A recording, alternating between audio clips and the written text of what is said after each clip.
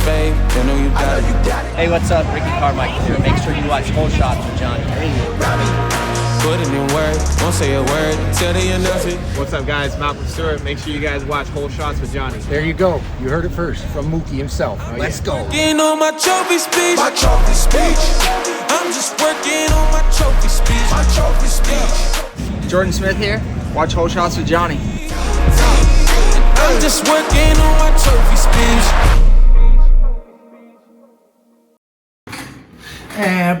Abracadabra. Deegan's back in his bag, brah. Dude, what did you guys think of Deegan? Insane. My man is super duper fast. You can't stop him. I don't care what the injury report says for the Monster Energy SuperMotocross. There's a bunch of 250 guys out. We'll touch base on that here in a little bit. But oh my gosh, Deegan really is like, I believed in him. I've been watching him. I'm sure a lot of you guys have since he was a young bull. But man, is he really coming into his own right now. He's starting to feel, he's been comfortable, but he's feeling more and more comfortable, more and more confident.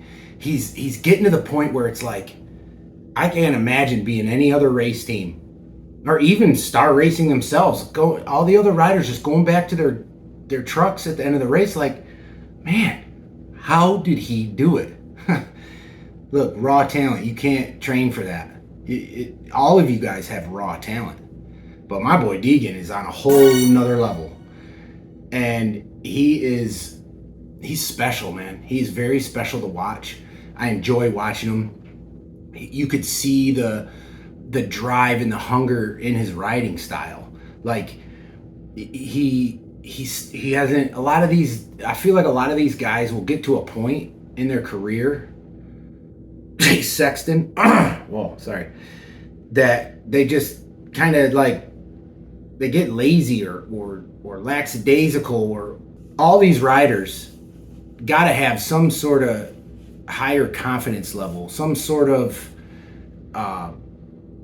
selfishness maybe, or like that arrogance about them where like, ha, I'm better than you. Like just the way Deegan has his podium interviews, like he's cocky, he's arrogant, but he's backing it up. So like, don't mistake his cockiness for confidence, or vice versa. He's very, very good. He really is. It's just, he's super comfortable on the bike. He knows what he's doing. He knows what the bike's going to do. And he's just showing it week in and week out. And I'm looking forward to Las Vegas. I can't wait to see what he brings to the table, because right now your triple points, I mean, who really cares at this point? As long as he gets a top 5, he's winning. It might even be more, it might even be less than that. But either way, he's definitely showing something. But the injury, all the injuries on the 250s is really stacking up. I don't understand how they, like, do you guys think that, you know, with, even if most of these guys, your Hymuses, your Masterpool, your Thrashers, like those guys that are injured, Mumford, man, that boy messed his leg up. You guys got to check out his Instagram. Oh boy. Carson Mumford, I'm sorry that happened to you, man. But do you guys really think that Deegan would really have any competition if the injury list wasn't as big as it is? Because I don't think so. I think Deegan's dominating. He's running 113s on that track this week. Like, I can't believe it.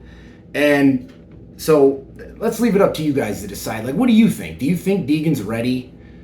Or do you think Deegan is just unstoppable come Supercross 2025? What do you guys think? Do you think he's going to dominate? Because he said in his post-race interviews that he's going to win. He wants to win a 250 Supercross title, and then he wants to come back another year to defend it. So he's got at least 2 more years. Let's say he wins it in 2025.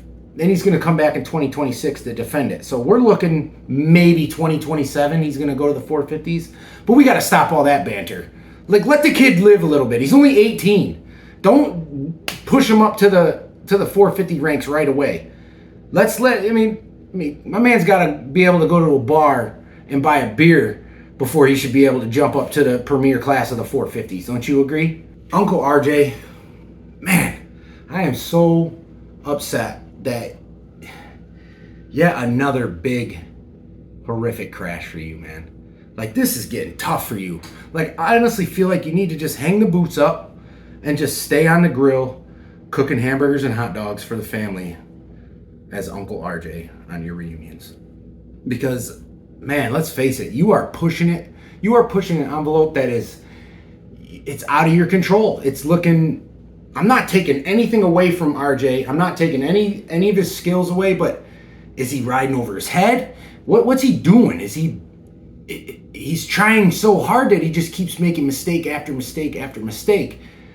There's a fine line, and I don't know where that line should be drawn, but man, was that crash epic. Wow, I thought he was dead. But he pulled through like RJ always does. He's a tough guy, He's just one of the hardest riders out there. He's just not finding those pockets. He's not hitting anything that's deagable. So it's tough, man. And RJ, that's tough luck. I'm sorry. I wish you the best recovery, man. Ladies and gentlemen, what is going on in the 450 class right now? I honestly think, let me just say, okay, this new jet, this manly jet that we're seeing with this facial hair and all this other weird stuff going on, bro, shave it. Obviously, you can't get your helmet tight enough around them little whiskers around your chin, and you can't make that helmet fit you the way it was when you were dominating every other round. So that's the only thing I can see that's wrong with you. You must not be able to get that helmet tight enough, because your brother looked like we all thought he should look, and he was on fire. He was on point. He was out there cooking. He also made everybody look silly.